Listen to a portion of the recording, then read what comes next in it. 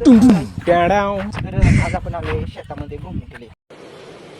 अच्छा ठीक है. थोड़ा थोड़ा हम लोग घूमेंगे. तर पीछे दिख रहे हो विषय है उसको बोलते भी.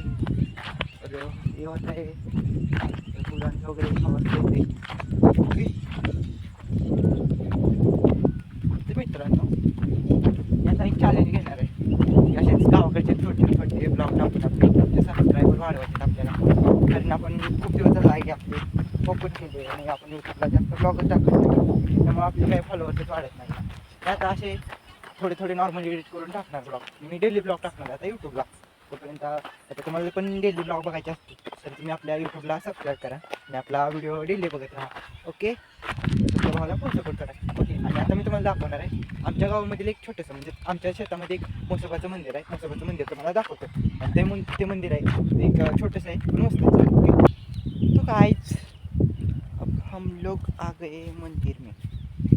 तर ये हमारा मंदिर देखो, इधर दिख रहा है आपको.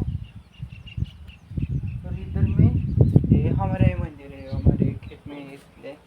और इधर है मसोबा देव. आपको देखना है दिखाता हूँ मैं. आहे मंदिर बघू शकता तुम्ही. हा आहे मसोबा देव. ओके, जय मसोबा देवा पांडुरंगा विठ्ठला. तिथं बाजूला आहे ते काळूबाई म्हणजेच आपली काळूबाई. ओके, पण आहे एक छोटंसं मंदिर. ते कोणतं आहे मला नाही आहे माहीत.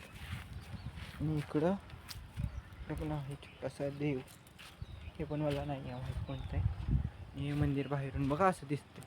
आणि मंदिराच्या समोर हे आंब्याचं झाड आहे. तिथं बघितलं तुम्ही उद्या